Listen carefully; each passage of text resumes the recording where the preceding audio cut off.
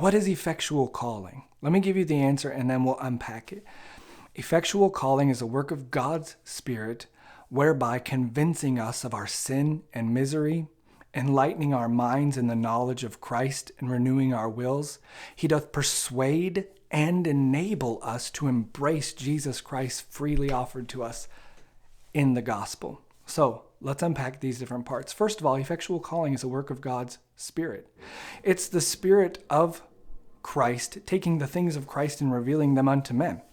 You see, the preacher may preach, but when he preaches to those who are blind, when he preaches to those who are deaf, when he preaches to those who are hard-hearted, unless the Spirit of God does convince men of their sin and misery, unless the Spirit of God does renew their minds, unless the Spirit of God changes their wills, enlightens their mind, and renews their wills, nothing will happen.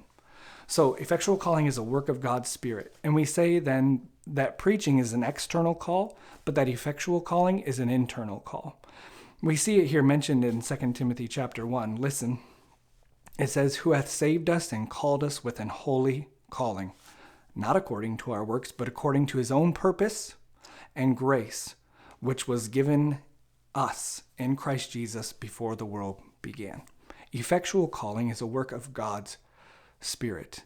Now, there's three different things that happen in effectual calling, or maybe we might break them down in three different ways because it's helpful to see these different parts. The first thing that the Spirit of God would do, or that we're going to talk about, is how he opens up folks' eyes. People's eyes are opened to see their current condition, the plight that they're in, to see their sinfulness, to see the misery, to see what the results of their sin are, the miseries both of this life and that which is to come.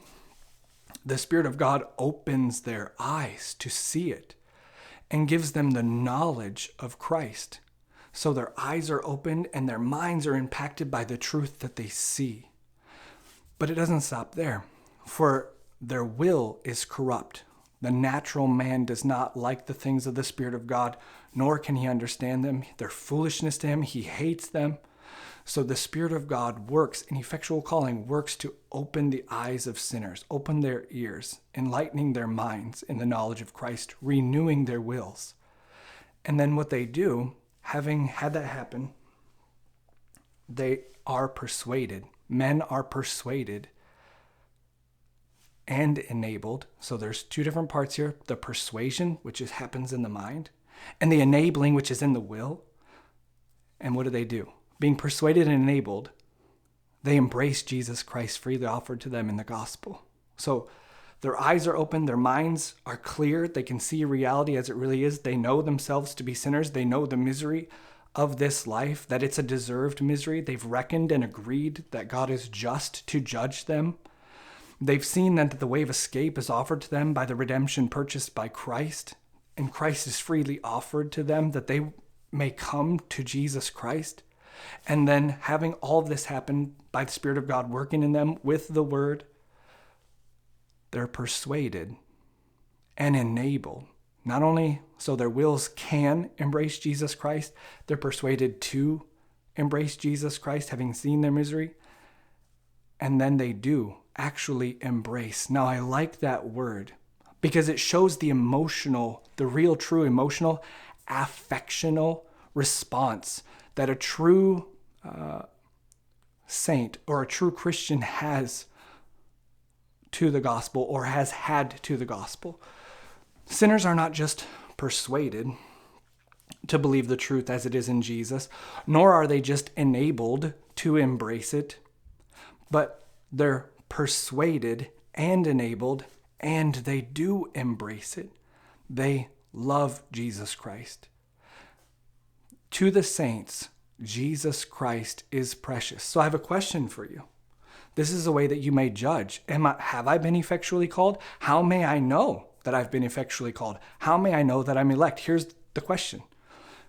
Is Jesus Christ precious to you?